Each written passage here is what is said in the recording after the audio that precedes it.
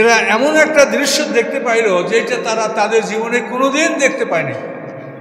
যে খন্দক, যেটার কথা আমি আপনাদেরকে মনে হয় কতজনে বলেছি, যে খন্দকটা যে পরীক্ষা করা হয়েছিল, এই যে ডিচ, এটাকে ব্যাটেল অফ ডিচ বলা হয়, খন্দকের যুদ্ধ।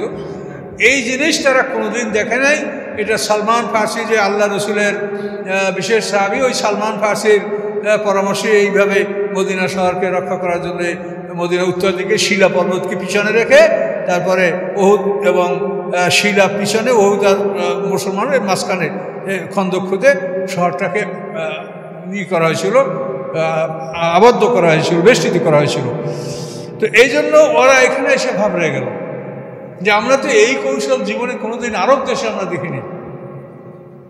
এবং কত বড় মানে ক্যানেল, মানে 10 হাত গভীর 20 হাত চওড়া, এভাবে মানে ওহুদ পাহাড়ের মানে মদিনা শহরের মানে পুরোপুরি শহরের বরাবর এই খন্দকটা প্রায় 3 মাইল পর্যন্ত লম্বা ছিল এই খন্দকটা। এটা তারা এভাবে মুসলমানরা করছিল। তো এইখানে আসার পরে তারা যে চিন্তাভাবনা নিয়ে আসছিল যে আমরা 2 ঘন্টার মধ্যে মদিনা দখল করব, তাদের চিন্তা ভাবনা একেবারে সম্পূর্ণ বিফল হলো, কিছুই তারা করতে পারছিল।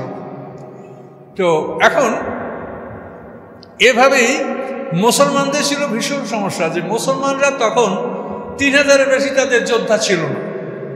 এখন 3000 লোক 3 মাইল দৈর্ঘ্য একটা রিচ বা একটা বাঁধ, এটার সবসময় পাহারাদারি করা, কিন্তু দিবারাত্রে মুসলমানরা রেস্ট করতে পারছে না, যে এক দলের পর এক দলই করবে এরকম, মানে দিবারাত্রি ডিউটি করতে হচ্ছে। কত বড় কঠিন কাজ! এই ভয়ঙ্কর অবস্থা চলতেছিল। মুসলমানরা, আপনি দেখবেন এই সূরার মধ্যে সামনে আছে যে মুসলমানদের প্রাণটা বের হইয়া গলার মধ্যে চলে আসছিল। বালাগাতের কুলুব লাদাল হানাজেরে, হানজারা বলা হয় এই জায়গাটাকে, হানজারা। তো বক্ষস্থল থেকে প্রাণ বের হয়ে মানে তাদের কণ্ঠনালীর মধ্যে প্রাণ চলে আসছিল, এতই মুসলমানদের কষ্ট হচ্ছিল। এমন তো অবস্থায় একদিন আল্লাহ রসুল গোপনে ওই নেতাদেরকে ডাকলেন। উয়াইন ইবনে হাসান ফাজারি, তারপরে হারেস ইবনে আউফ, এদের এই 2 জন নেতাকে ডাকলেন। এরা হলো এই মানে গোতফান, সাকিব, এই দলের সেনাপতি। এদেরকে গোপনে ডাইকে আল্লাহ রসুল বললেন যে তোমরা যদি এদের থেকে এখান থেকে ফিরে যাও, তোমরা যদি যুদ্ধ না করো, তো মদিনা শহরের যে খেজুর উৎপাদন হয়, এই 3-এর 1 খেজুর তোমাদেরকে দিব। এখন ওরা কতকে রাজি, কতকে আমাদের অর্ধেক খেজুর দিবেন। তো তারপর একটা চুক্তি লেখা হলো যে এখন আলোচনা, যে অর্ধেক দিতে গেলে এটা যাদের বাগান, যারা মালিক, তাদের সাথে আলাপ না করে এটা আমি চূড়ান্ত করতে পারছি না। তারপরও একটা খসড়া লেখা হয়েছে, সই স্বাক্ষর হয় নাই। এখন আল্লাহ রসুল এই বিষয়টা সাহাবাদের কিরাম নিয়ে আলাপ করবেন, যে মদিনার খেজুর দিয়ে ওদেরকে যদি আমি বিদায় করতে পারি, যে বিরাট একটা শাখা যদি ভেঙে যায়, তাহলে আবু সুফিয়ান দুর্বল হয়ে পড়বে। তো আল্লাহ রসুল সাদ ইবনে মুআজ, যিনি আউস গোত্রের নেতা, সাদ ইবনে উবাদা খাজাজ গোত্রের নেতা, ওসাইদ ইবনে হুযাইর সম্মিলিত বাহিনীর নেতা, সম্মিলিত আনসারদের নেতা, এদেরকে ডাকলেন। ডাইকা বললেন যে আমি এইভাবে একটা কাজ অনেক দূরে অগ্রসর হয়েছি, এখন তোমাদের কাছে চূড়ান্তের জন্য আমি এটা পরামর্শ চাচ্ছি। এখন ওনারা বললেন, ইয়া রাসূলুল্লাহ, খেজুর দিয়ে ওদের সাথে আপনি সন্ধি করবেন, এটা যদি আপনার মনে ভালো লাগে তা আপনি করেন, আমাদের কোনো আপত্তি নেই। আর আল্লাহ যদি আপনাকে বলে থাকে যে খেজুর দিয়ে ওদের সাথে আপনি সন্ধি করেন, তাও আপনি করেন, আমাদের কোনো আপত্তি নেই। কিন্তু আমাদের আপত্তি ওইখানে যে প্রায় 20 দিন পার হয়ে গেছে, যুদ্ধটা 1 মাস পর্যন্ত দীর্ঘায়িত হয়েছিল। তো এই আমরা খুব ক্লান্ত হয়ে পড়েছি এই যুদ্ধে। কারণ আমাদের কষ্টের জন্য আপনি যেটা করে থাকেন, যে আমরা বলবো যে ওদেরকে একটা খেজুর দিব না, ওদেরকে তলোয়ার দেবো, আমরা খেজুর দেব না। ওরা কোনোদিন মেহমান না হয়ে আমাদের একটা খেজুর খেতে পারে নাই, হয়তো মেহমান হয়ে খেয়েছে, নাই কিনে খেয়েছে। এখন আমরা মুসলমান হয়েছি, আপনি আমাদের মাঝে আসেন, আমরা ইমানদার, আগে ছিলাম মুশরিক, সেই সময় ওরা আমাদের একটা খাজুর জোর করে খেতে পারে নাই, এখন খাজুর দেবো, ওদেরকে তলোয়ার দেব। এইভাবে সন্ধি যা খসড়া করা হয়েছিল ছিঁড়ে ফেলাই দেওয়া হলো। সন্ধি ফেলাই দেওয়ার পরে এখন ওরা জানলো যে এইভাবে কঠিন আনসাররা কঠিন ঘোষণা দিয়েছে, ওরাও খুব ক্ষিপ্ত হয়ে গেল, তাহলে আমরা এবার লড়াই দেখাই দেবো যে লড়াই কেমনি করে। এইভাবে ক্ষিপ্ত হইয়া ওরা কিছু লোক, অন্তত 5 কি 6 জন এরকম লোক, খুব বড় বড় বীর। তার মধ্যে আব্দিউদ, যে আরবে আব্দিউদ, ওই জানেন না, এই উদে, ওই যে সাদ্দামের ছেলের নাম ছিল উদ। এই উদ কিন্তু আরবের এক মস্ত বড় কাফেরের নাম। এই যে আব্দিউদ, এই আব্দিউদ একা 200 মানুষের সাথে লড়াই করতে পারে বলে কথিত আছে। এই আব্দিউদ সে একটা ঘোড়া হাঁকাইয়া, তার সাথে আবু জাহেলের পুত্র ইকরামা বিন আবু জাহেল, এ কিন্তু পরে সাহাবী হয়েছে, মুসলমানদের সেনাপতি, বহু ইসলামের খিদমত করেছে। এই আব্দিউদ, তারপরে ইকরামা বিন আবু জাহেল, তারপরে উমর ইবনে খাত্তাব, জরার ইবনে খাত্তাব, এইভাবে বিশিষ্ট কিছু লোক ওরা ইয়ার কাছে, খন্দক কাছে আসলো। কিন্তু আইসা ওরা যে খন্দক কীভাবে পার হবে এটা কোনোভাবে ওরা ই করতে পারছে না। নফল ইবনে আব্দুল্লাহ, তো এভাবে তারা খন্দক কীভাবে পার হবে, তো কোন জায়গায় একটু সরু বা কোন জায়গায় উপরের বাতটা নিচু, এই জায়গা লক্ষ্য করে ওরা খন্দক পাড়ি দিয়ে মদিনার ভিতরে ঢোকার করার চেষ্টা করলো। তাতে ওরা অন্তত 4 জন কি 5 জন লোক খন্দকের উপরে উঠতে সক্ষম হয়েছিল। তার মধ্যে আব্দিউদ আছে, জরার ইবনে খাত্তাব আছে, তারপরে ইকরামা বিন আবু জাহেল আছে, নফল ইবনে আব্দুল্লাহ আছে। তো এরা ওঠার পরে সবাই আগে আব্দিউদ সে ওই খন্দকের উপর উঠে তলোয়ার ঘুরে আর বলে, এই মুসলমানদের মধ্যে কে আসো, আমাকে জাহান্নামে পাঠাবা, তুমি ভেস্তে যাবা, আসো। আহ্বানটা কীরকম দেখে, মুসলমানদের মধ্যে তোমরা কে আসো, ভেস্তে যাবা আর আমাকে জাহান্নামে পাঠাবা, আসো। এখন আল্লাহ রসুল বলেন, এই তোমরা আব্দিউদের সাথে কে লড়বে? কিন্তু কোনো আওয়াজ আসে না। হযরত আলী রাদিয়াল্লাহু বলেন, ইয়া রাসূলুল্লাহ, আমি। তো আলী রাদিয়াল্লাহু তখন কম বয়সী মানুষ, এবং আলী রাদিয়াল্লাহু কিন্তু খুব লম্বা চৌড়া মানুষ ছিলেন না, ওমর ফারুক ছিলেন খুব লম্বা মানুষ। তো এখন আল্লাহ রসুল বলে যে তুমি না, দেখো আর কেউ আছে কিনা।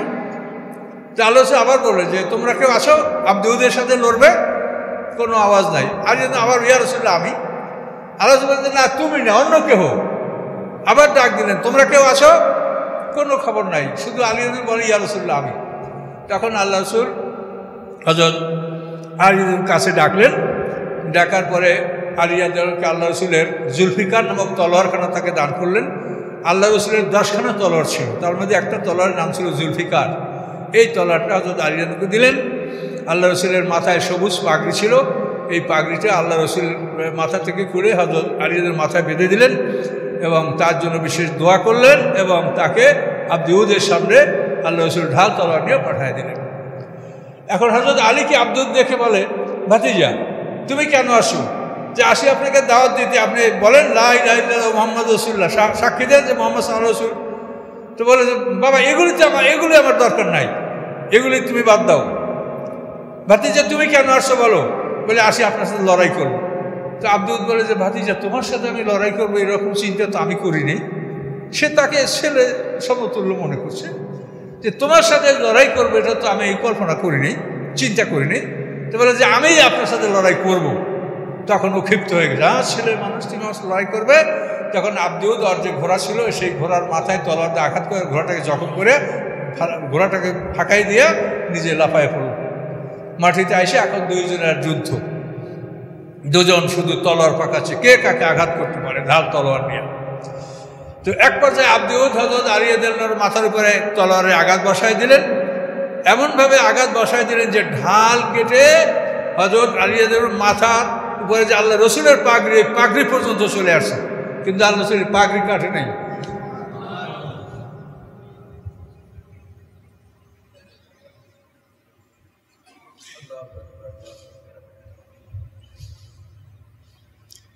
এভাবে আব্দিউদের তলোয়ার যখন হযরত আলী রাদিয়াল্লাহু তাআলা ঢালের মধ্যে আটকে গেল, ওর তলোয়ার বের করতে পারছে না, তখন আলী রাদিয়াল্লাহু ঘুরে তার মাথার উপরে এমনভাবে আঘাত করলেন যে মাথার মস্তিষ্ক কেটে উপরের মাড়ির দাঁত সহ মাথা মাটিতে পড়ে গেল। মুসলমানরা আল্লাহু আকবার বলে চিৎকার করলেন। এভাবে আব্দিউদের পতন যখন হলো, তখন ওরা যারা আসছিল তারা সবাই পালাতে লাগলো, সবাই পালিয়ে গেল।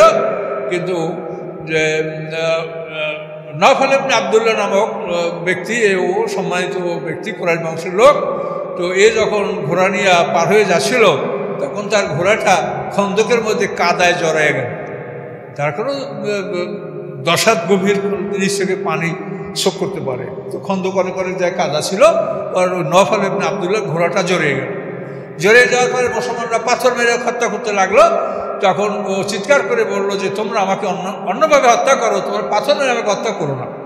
তখন হযরত আলী রাদিয়াল্লাহু তাআলা আনহু নেমে তলোয়ার দ্বারা তাকে হত্যা করে। এই নওফাল ইবনে আব্দুল্লাহ এভাবে নিহত হলো। তার লাশ মুসলমানদের কবজায় আসলো। তো তখন মোরশেকরা বলল যে তার লাশ আমাদেরকে ফেরত দেন, আমরা টাকার বিনিময়ে তার লাশ নিব, টাকা দিব। তো আল্লাহ রসুল বললেন যে আমরা লাশ বিক্রি করি না, ওটা তোমরা নিয়ে যাও, আমরা বাধা দিব না। আমরা মুসলমানরা লাশ বিক্রি করি না, কাজে ওদের তোমাদের ব্যাপার, তোমরা নিয়ে যাও। এই লাশ এমনি ফেরত দিলেন, কিন্তু ওরা কিনতে চেয়েছিল ওই লাশ। এইভাবে ওরা যে তাদের একটা প্রচণ্ড আক্রমণের যে একটা ছিল, এটা তাদের তারা মনক্ষুণ্ণ হয়ে পড়লো যে আব্দুদের মতো মানুষ, হযরত আলী রাদিয়াল্লাহু তাআলার মতো এক বালকের হাতে তার পতন ঘটলো, তাহলে আমরা কি করে যুদ্ধ করব? কিন্তু সম্মিলিত বাহিনী প্রায় 20,000-এর মতো লোক তারা আসছে, কি সোজা ব্যাপার। এদিকে ইহুদি বনু কুরাইজা ভিতরে মুসলমানদের শত্রু, কাজে তাদের তো একটা বিরাট চিন্তা।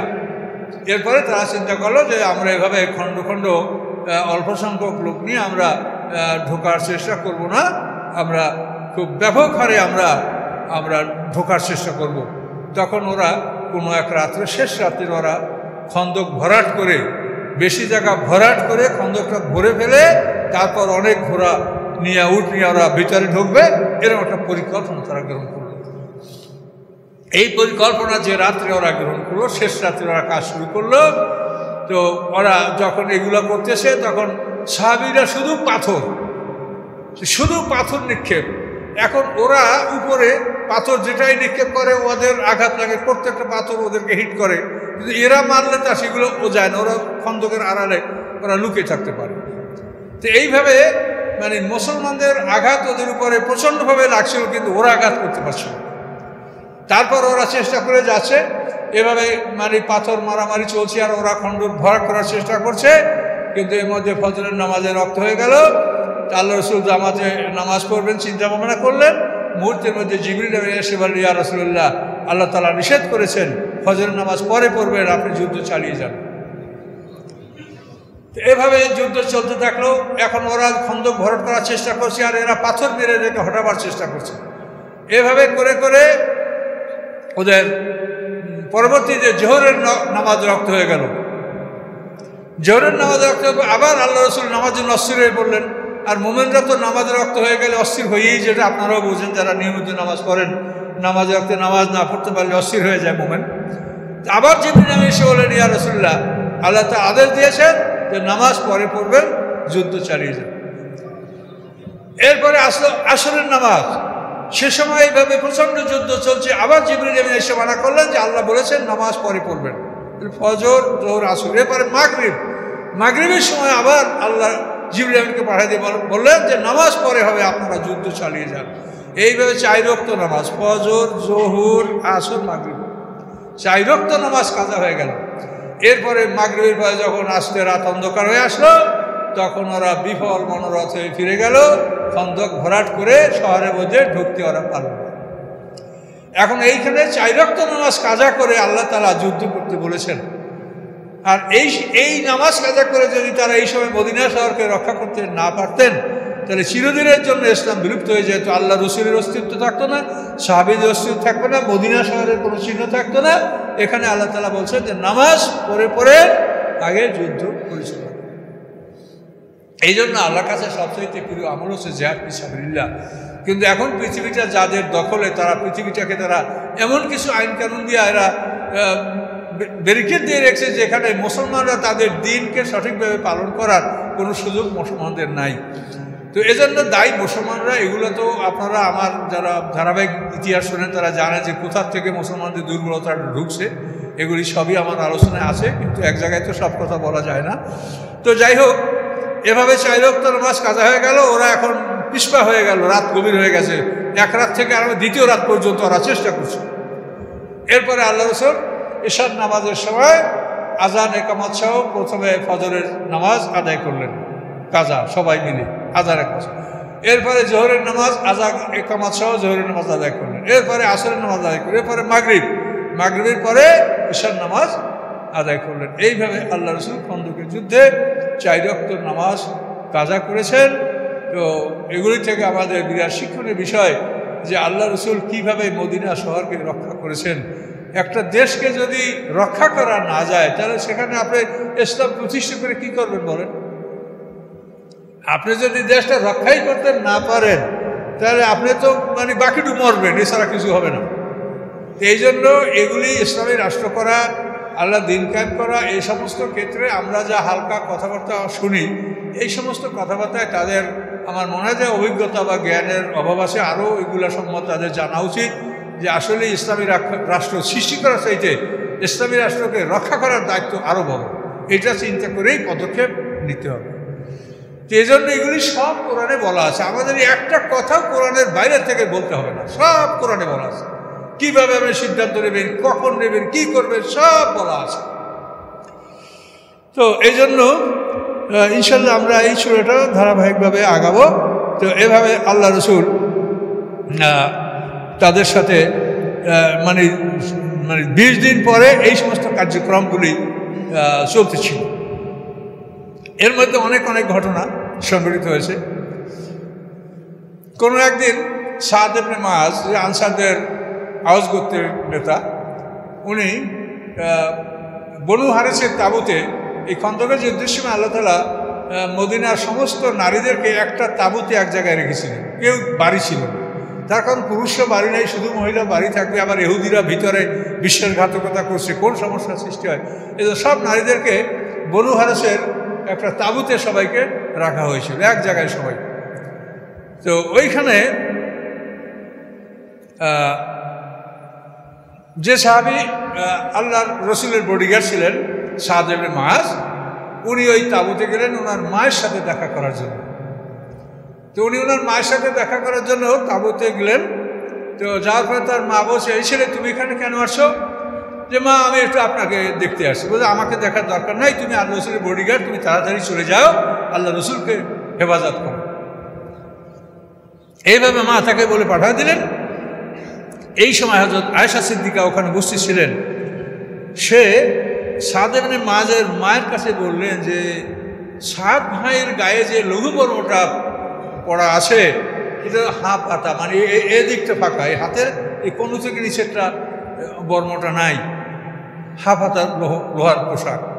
তো আয়েশা সিদ্দিকা বললেন যে আমার ভয় লাগে যে সাদ ভাই আক্রান্ত হয়ে পড়বে বা কোনো তীর তলের আঘাত তার হাতে লাগতে পারে, তার হাতটা এরকম কেন? তাকে আপনি এটা পূর্ণাঙ্গ লোহার পোশাক, লৌহ বর্ম, এটা আপনি তার জন্য আপনি এটা বলেন থাকেন। এইভাবে আয়েশা সিদ্দিকা শঙ্কা প্রকাশ করলেন। কিন্তু অল্প সময় পরে খবর আসলো যে এক পাপিষ্ঠ কাফের তীর মেরেছে। তীরে আঘাত হযরত সাদ রাদিয়াল্লাহু তাআলার ডান হাত সম্পূর্ণ অকেজ হয়ে গেছে এবং মারাত্মকভাবে তার হাত জখম হয়ে গেছে। এই হাত জখম হওয়ার পরে সাদ রাদিয়াল্লাহু তাআলা আল্লাহর কাছে দোয়া করলেন। তিনি বলেন, আল্লাহ, কাফেরদের এই আক্রমণ যদি শেষ আক্রমণ হয়, তারা যদি আর কোনোদিন মুসলমানদেরকে আক্রমণ করার সাহস না করে, তাহলে এই আঘাতে আপনি আমাকে শাহাদাত বরণ দেন, আমি যেন শহীদ হয়ে যাই, আমি যেন আর বেঁচে না থাকি। আর যদি কাফেরদের পক্ষ থেকে আরও আক্রমণ করার সম্ভাবনা থাকে, তা আপনি আমাকে বাঁচিয়ে রাখেন, আমি যেন আল্লাহ রসুলের বডিগার্ড হিসেবে আমি যেন দায়িত্ব পালন করতে পারি।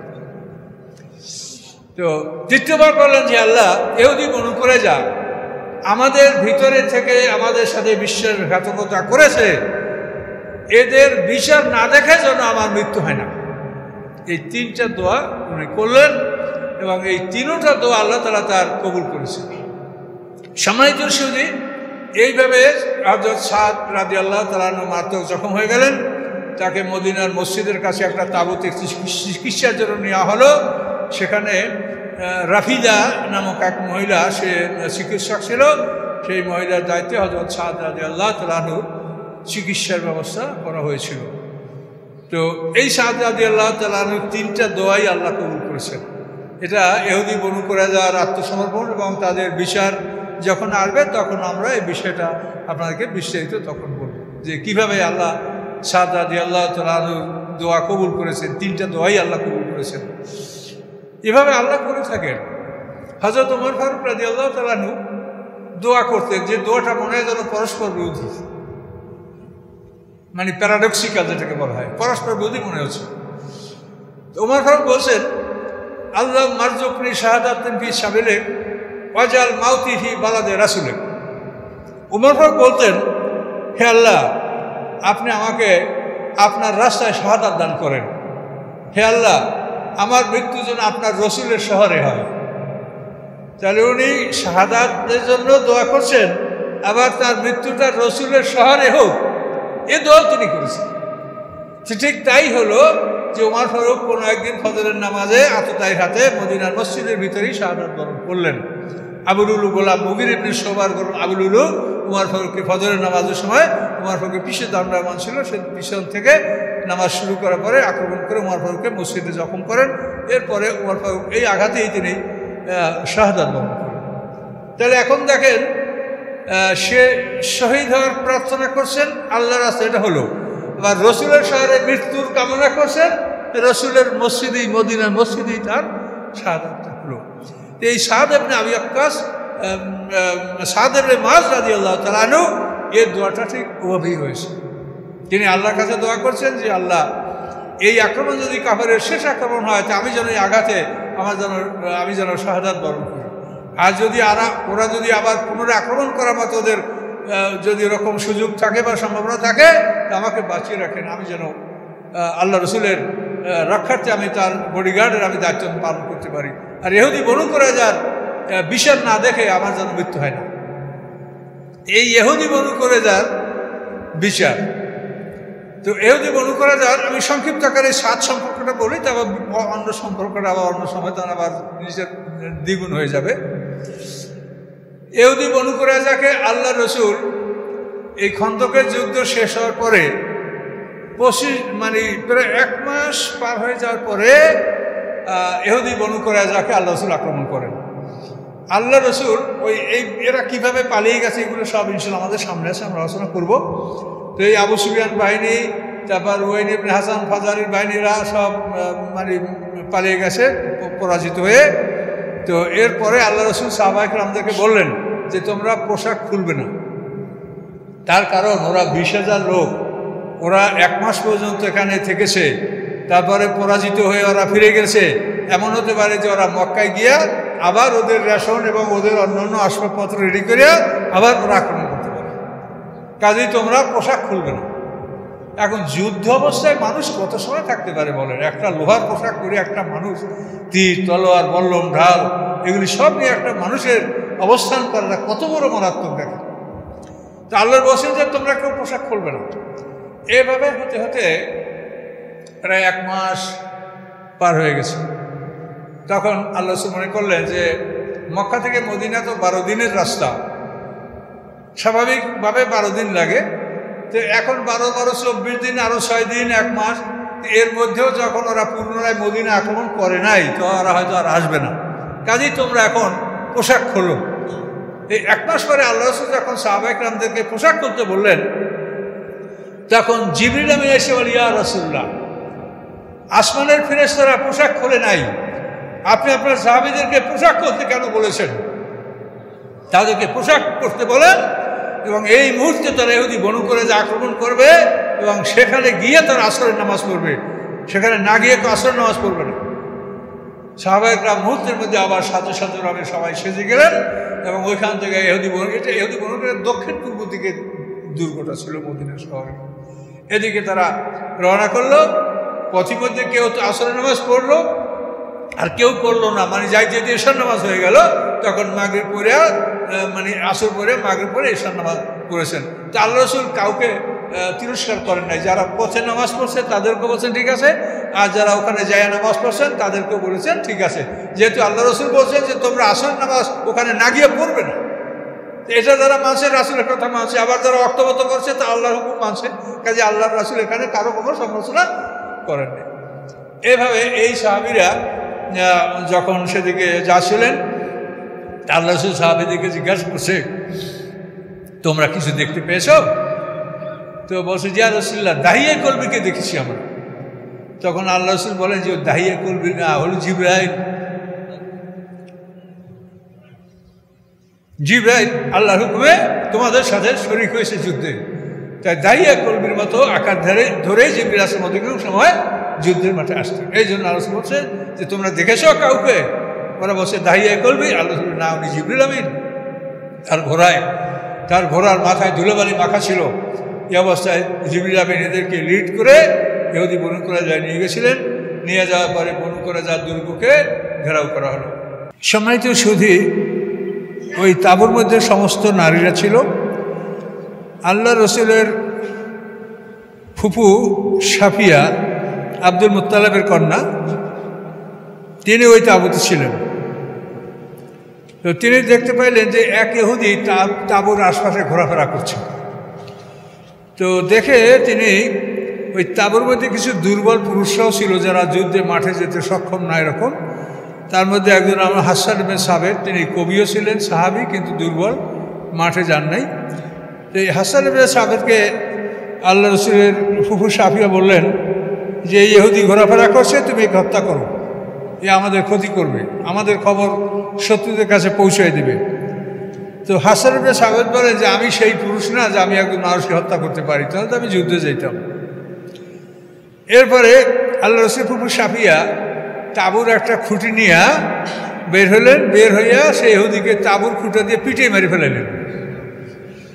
মাইরে ফেলাইয়া এরপরে হাসান ইবনে সাবিতকে বলে যে ও তো পুরুষ, এখন ওর অস্ত্র শস্ত্র মালামাল আমি ওর গায়ে হাত দিয়ে খুলবো, এটা আমার কাছে আমার পক্ষে অসম্ভব, তুমি এটা করো।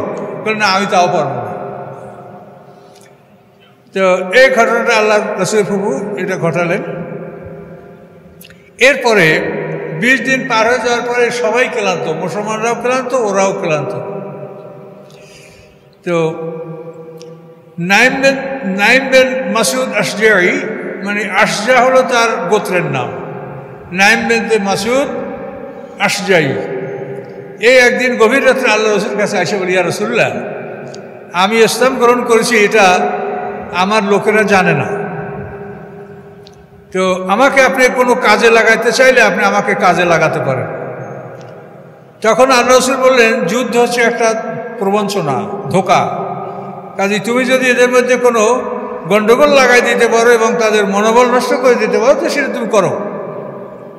তখন বললেন, ইয়া রাসূলুল্লাহ, আপনি যদি অনুমতি দেন এতে আমার ইমানের কোনো ক্ষতি না হয়, তা আমি এটা চেষ্টা করব।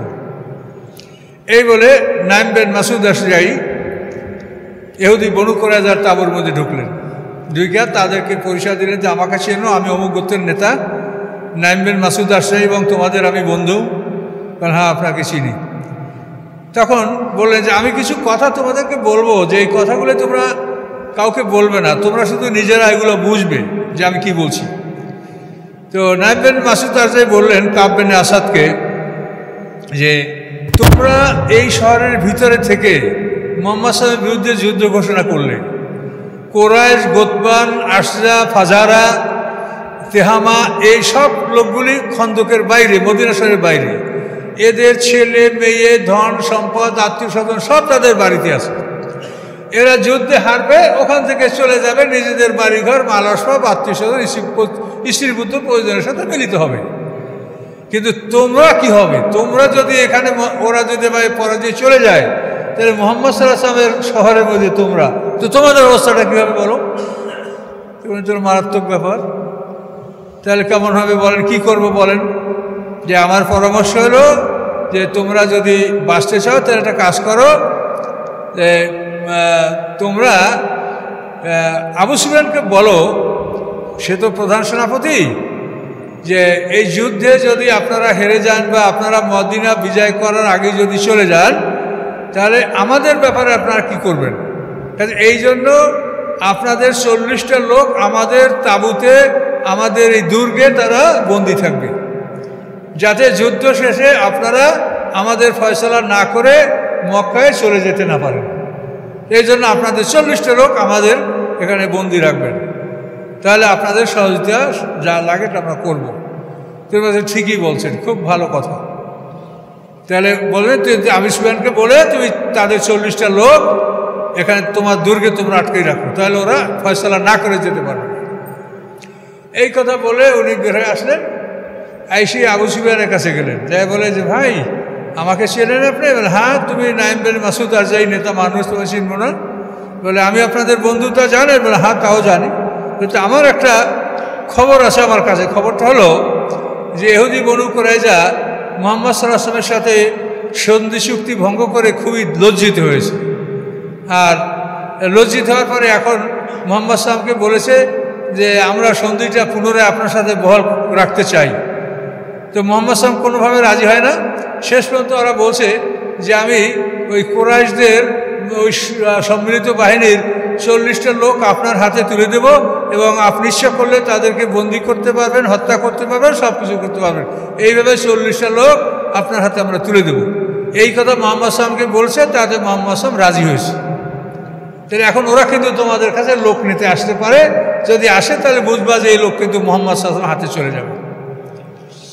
এই কথা বলে তো আবু সুফিয়ান ঘাবড়াই গেল, মারাত্মক খবর। এরপরে আবু সুফিয়ানের পরপরই সে গোতফানের কাছে গেল, যার নেতা হলো হারেস ইবনে আমর। সেখানে যে একই কথা বলল যে আমি এরকম খবর পেয়েছি যে তোমাদের লোকজন ইহুদি বনু কুরাইজা নিয়ে সেগুলি মুহাম্মদ সাল্লাল্লাহু আলাইহি ওয়াসাল্লাম হাতে দিয়ে দেবে, তোমাদের এই লোক আর তোমরা ফিরে পাবে না। এই শর্তে সে ইহুদি বনু কুরাইজা মুহাম্মদ সাল্লাল্লাহু আলাইহি ওয়াসাল্লামের সাথে সন্ধি পুনর্বহাল করার জন্য তার সাথে কথাবার্তা চূড়ান্ত করেছে। এখন এরা খুব চিন্তিত হয়ে পড়লো যে আসলে কি তাই। তখন এটা পরীক্ষা করার জন্য ইকরামা ইবনে আবু জাহেল, যে মক্কা বিজয়ের পরে ইসলাম গ্রহণ করছে, সাহাবী হয়েছে, আবু জাহেলের ছেলে ইকরামা, এর নেতৃত্বে একটা দল পাঠাইল ইহুদি বনু কুরাইজার দুর্গে। পাঠাইয়া তাদেরকে বলল যে আপনারা তো এই দুর্গের মধ্যে আসেন, কত আরামে নিজেদের ঘরে খাওয়া পড়া করছেন, আরামে ঘুমাচ্ছেন, আর আমরা দেখেন এই দিবারাত্রি আমাদের মাঠে পার হচ্ছে। এর মধ্যে দেখেন এই শীত, বৃষ্টি, ঝড়, আমাদের খাদ্য ফুরাই গেছে, পশুর খাবার নাই, আমাদের খাবার নাই, আমরা ভয়ঙ্কর কষ্টে আছি। কাজে আপনারা আমাদের সাথে বের হন, একবারে আমরা চূড়ান্ত আক্রমণ করব। এই কথা যখন বলল ইকরামা ইবনে আবু জাহেল, তখন কাব বিন আসাদ বনু কুরাইজার নেতা বলে যে আমরা এভাবে করব না, আমরা আপনাদের সাথে যুদ্ধ করবো এই শর্তে যদি আপনাদের 40টা লোক আমাদের কাছে আপনারা মুক্তিপণ হিসেবে, বন্দী হিসেবে রাখেন, যে এই যুদ্ধে আপনারা পরাজয় বরণ করলে আমাদের ফয়সালা না করে আপনারা যাবেন না।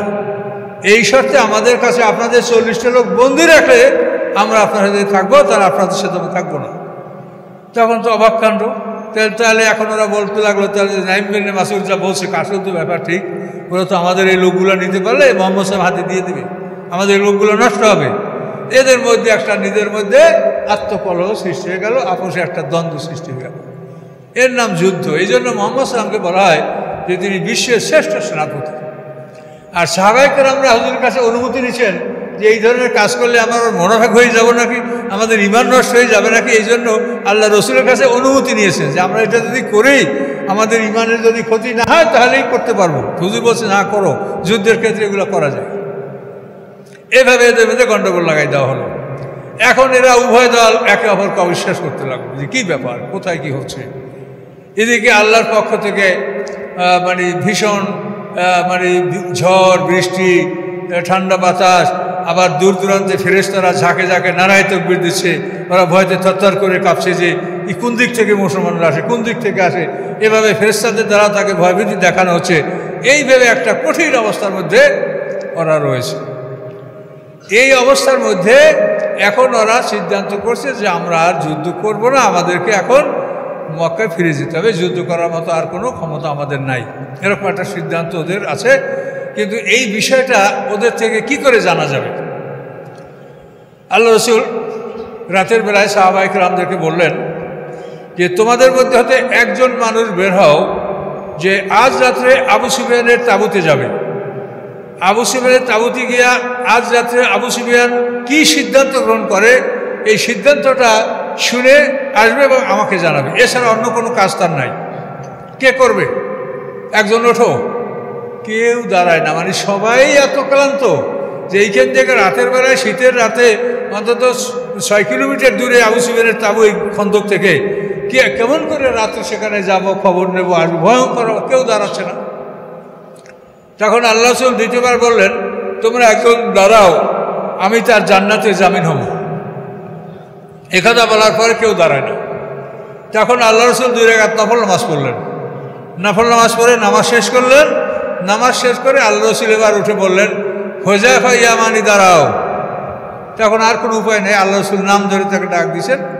হুযায়ফা ইয়ামানি দাঁড়ায় গেল, তুমি আসো আমার কাছে। আসো, তো তুমি এখান থেকে সোজা খন্দক পাড়ি দিয়ে আবু সুফিয়ানের তাঁবুতে যাবে। আবু সুফিয়ান আজ রাতে কী সিদ্ধান্ত গ্রহণ করে সেইটা আমাকে শোনাবে। এই কাজ ছাড়া অন্য কোনো কাজ তোমার না, আর কিছু করবে না, এটাই তুমি করবে। তো হুযায়ফা ইয়ামানি বলেন, আল্লাহ রসুল আমার জন্য দোয়া করলেন যে আল্লাহ আপনি তাকে সামনের থেকে হেফাজত করুন, পিছন থেকে হেফাজত করুন, ডান দিক থেকে হেফাজত করুন, বাম দিক থেকে হেফাজত করুন, উপর নিচ থেকে হেফাজত করুন। এইভাবে আল্লাহ রসুল আমার জন্য দোয়া করলেন। এবং দোয়া করার পরে আমি যখন তীর ধনুক বললাম যা কিছু নিয়ে সুসজ্জিত হতো, এভাবে আমি প্রস্তুত হয়ে খন্দক যখনই পাড়ি দিলাম, এখন মনে হচ্ছে একটা গরম আবহাওয়া আমাকে ঘিরে ফেলেছে। আমি একটা এয়ার কন্ডিশনের মধ্যে, কোনো শীত ঠান্ডা কিচ্ছু আমি অনুভব করছি না। এইভাবে একটা এয়ার কন্ডিশনের মধ্যে আমি ধীরে ধীরে মানে 20,000 লোকের সমাগম, এর মধ্যে আবু সুফিয়ান সেনাপতি, কোনখানে তার তাঁবু, এগুলো রাতের অন্ধকারে খুঁজে খুঁজে বের করা কত বড় মুশকিল ব্যাপার। তো উনি অনেক রাত্র বসে খুঁজে খুঁজে শেষ পর্যন্ত আবু সুফিয়ানের তাঁবু উনি শনাক্ত করতে পেরেছেন। তো দেখেন যে তাঁবুতে আবু সুফিয়ান খানা খাচ্ছে। তখন ওই তাঁবুর কাছে দাঁড়ালেন, দাঁড়া দেখেন যে আবু সুফিয়ানকে তিনি এখন হত্যা করতে পারছেন। একটা তীর মারলেই আবু সুফিয়ান ওখানে পড়ে যাবে, ধরাশায়ী হবে। তো হুযায়ফা ইয়ামানি বলেন যে আমি একটা তীর ধনুকে লাগালাম যে আমি আবু সুফিয়ানকে মারি। কিন্তু তখনই মনে পড়লো যে আল্লাহ রসুল আমাকে বলেছে যে তুমি খবর নিয়ে আসবে, আর কিছু করবে না, তাহলে আমি কেমন করে ওকে হত্যা করব। আবার তীরটা খুলে আবার তুনের মধ্যে ঢুকিয়ে রাখলাম। রাখার পরে আবু সুফিয়ান খানা শেষ করলো। খানা শেষ করার পরে আবু সুফিয়ান বলল সৈন্যবাহিনীকে যে তোমাদের সাথে আমার একটা খুব গুরুত্বপূর্ণ পরামর্শ আছে, আমি তোমাদের সাথে এই পরামর্শটা এখন করব, কিন্তু তার আগে তোমরা দেখে নাও যে তোমাদের মধ্যে শত্রু বাহিনীর কোনো লোকজন আছে নাকি, এটা তোমরা পরস্পরের সাথে পরীক্ষা করে দেখো। তো হুযায়ফা ইয়ামানি বলেন যে তখন আমি খুব ভীত হয়ে পড়লাম যে এবার আমি কি ধরা পড়বো। তো হুযায়ফা ইয়ামানি বলেন যে আমি ওদের বাহিনীর মধ্যেই বসা, আমার সামনে যে লোক বসা তার পিছিয়ে একটা থাপ্পড় মেরে বললাম, এই তুমি কে? সুবহানাল্লাহ, তুমি আমাকে চেনো না, আমি অমুক ছেলে অমুক। কথা বুঝতে পারেন, আল্লাহ রসুলের সাহাবীদের পর ও বলে সুবহানাল্লাহ, তুমি আমাকে চেনো না, আমি অমুক ছেলে অমুক। হ্যাঁ, তাহলে তোমরা দেখো ডানে বামে তোমাদের কোনো লোকজন আছে নাকি, বাইরের লোক দেখো। এখন সবাই ডানে বামে দেখে, কিন্তু উনি যে কে তা ওনাকে কেউ দেখে না। এইভাবে শেষ পর্যন্ত ওরা আবু সুফিয়ানকে বললো যে না, কোনো ভয় নাই, হ্যাঁ আপনি বলেন। তখন আবু সুফিয়ান বললো যে প্রায় মাস পার হয়ে যাচ্ছে, আমাদের নিজেদের খাদ্য রসদ পুড়ে গেছে, আমাদের ডেকগুলি বন্ধ হয়ে ঠান্ডা হয়ে গেছে, ডেকে আগুন জ্বলছে না, ঘোরার খাবার নাই, তারপরে আমাদের তাঁবু ছিঁড়ে গেছে, শীত আসছে, আমরা তো কোনোভাবে আর টিকতে পারছি না। কাজেই আমি মনে করি যে আমরা কালকে এখান থেকে চলে যাব, পরে আবার আমরা মদিনা আক্রমণ করব। নেতাদের তো এরকম কথা থাকেই। সবাই একেবারে খুশি যে আমরা এটাই চাই, এখন আর আমরা যুদ্ধ করতে পারবো না, আগামীকালকে আমরা চলে যাব, এটাই সিদ্ধান্ত। এই বলে বললো যে এখন ব্রেকআপ, আপনাদের ছুটি, যান আপনারা যার যার বিশ্রামে। তো হুযায়ফা ইয়ামানি বলেন এরপর আমি ওখান থেকে বেরিয়ে পড়লাম। বেরিয়ে আবার যখন আল্লাহ রসুলের দিকে রওনা করলাম, তখন আবার মনে হচ্ছে যে একটা এয়ার কন্ডিশন আমাকে ঘিরে ফেলেছে, এর মধ্যে আমি অগ্রসর হচ্ছি।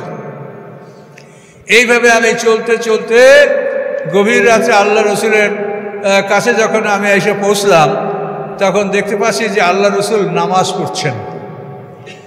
নেতৃত্ব কিভাবে করতে হয়, নেতৃত্বের নিয়ম আল্লাহ রসুলের কাছ থেকে শিখতে হবে।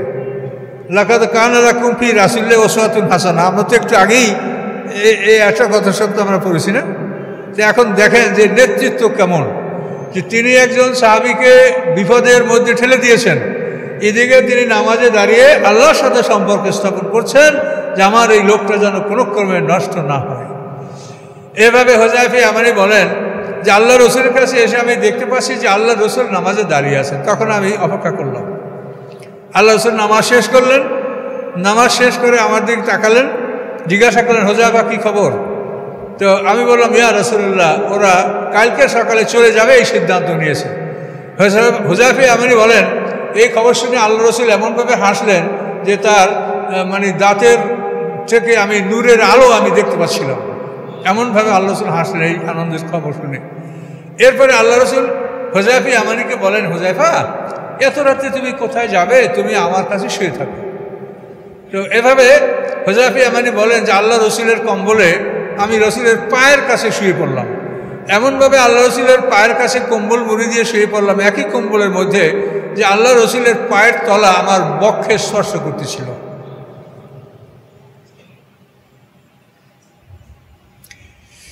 তো হুযায়ফা ইবনে বলেন যে আমি খুবই আনন্দের সহিত আমার রাত কাটলো, যে আল্লাহ রসুলের কদমে আমার বুকে স্পর্শ করছি, আমি রাসূলের কম্বলের মধ্যে ঘুমিয়েছি।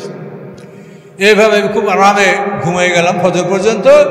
ফজরের সময় আল্লাহ রসুল আমাকে ডাক দিলেন, কুম ইয়া নাওমানু, হে ঘুমান্ত ওঠো। তখন আমি জাগ্রত হলাম। তো এভাবেই পরবর্তীতে আমরা দেখতে পেলাম যে সত্যি আবু সুফিয়ান এমনভাবেই সকালে রওনা করছে যে তার উটটা যে বাঁধা, সেই উটটার রশি খোলা হয় না, তার আগে উঠিয়া পিটাইতেছে, ও উটকে চালাচ্ছে, চল মক্কার দিকে। কিন্তু উট এখনও খোলা হয় নাই, তার রশি খুঁটার সাথে বাঁধা। এরকম অস্থির হয়ে তারা সবাই মক্কার দিকে পালাচ্ছিল। এইভাবে তারা মক্কার দিকে চলে গেল।